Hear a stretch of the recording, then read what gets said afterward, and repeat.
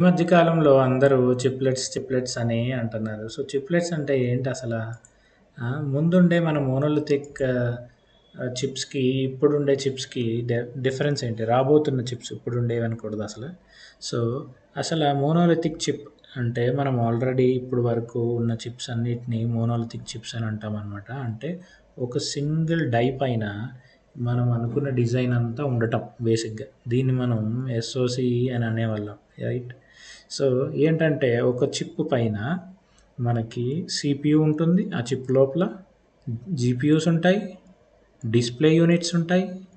Camera units ఉంటాయి. పీసీఐఈస్ ఉంటాయి. సర్డిస్ modules ఉంటాయి. అలాగే మెమరీ మాడ్యూల్స్ ఉంటాయి. ఇలా అన్ని మాడ్యూల్స్ ఒకే చిప్ పైన డిజైన్ చేసిందనమాట.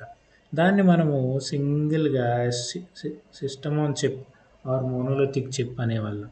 ఇప్పుడు ఈ డిజైన్ వల్ల వచ్చే ప్రాబ్లమ్స్ ఉంటాయి. అడ్వాంటేజెస్ ఉంటాయి. సో, ఇప్పుడు మనము చిప్లెట్ అంటే ఏంటో చూద్దాం ఇక్కడ.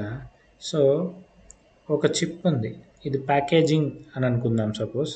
దాని లోపల ఇలా మల్టిపుల్ చిప్స్ మనకి ప్లేస్ చేసి ఉంటాయన్నమాట. స్టాక్ చేసి ఉండొచ్చు. పక్కన కూడా పెట్టి ఉండొచ్చు.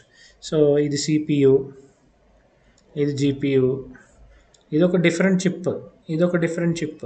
ఇలా డిఫరెంట్ చిప్స్ అన్నమాట ఇవన్నీ. సపోజ్ ఇక్కడ 6 చిప్స్ చూపిస్తున్నాను నేను. ఈ 6 చిప్స్ అన్నీ కలిపి ఈ ప్యాకేజింగ్‌లో చేశారు. ఇక్కడ ఒక్కటే చిప్ ఉంది కంప్లీట్‌గా. ఇవన్నీ దాంట్లో ఉన్నాయి అండ్ దానికి ప్యాకేజింగ్ చేశారు.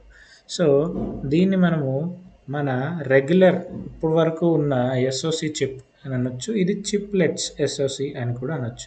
ఇన్ని చిప్స్ ఉన్నాయి కాబట్టి చిప్లెట్స్ అంటాం. కొన్ని కంపెనీస్ డై టు డై అని అంటాం. ఈచ్ చిప్లెట్‌ని డై అని అంటాయి కొన్ని కంపెనీస్. కొన్ని కంపెనీస్ చిప్లెట్ అని కూడా అంటాయి. సో, ఇదే అనమాట మెయిన్ డిఫరెన్స్ ఈ రెండిటికి ఉన్నది. అడ్వాంటేజెస్ ఏంటి? డిసడ్వాంటేజెస్ ఏంటి? ఇవి నేను ఇక్కడ కింద ఇచ్చిన డిస్క్రిప్షన్‌లో ఇచ్చిన లింక్‌ని మీరు క్లిక్ చేసి ఎళ్లి చూడొచ్చు. Thank you. అక్కడ డీటెయిల్డ్ వీడియో చేశాననమాట. మీరు కొంచెం ఆ వీడియో చూడండి. Thank you. బాయ్.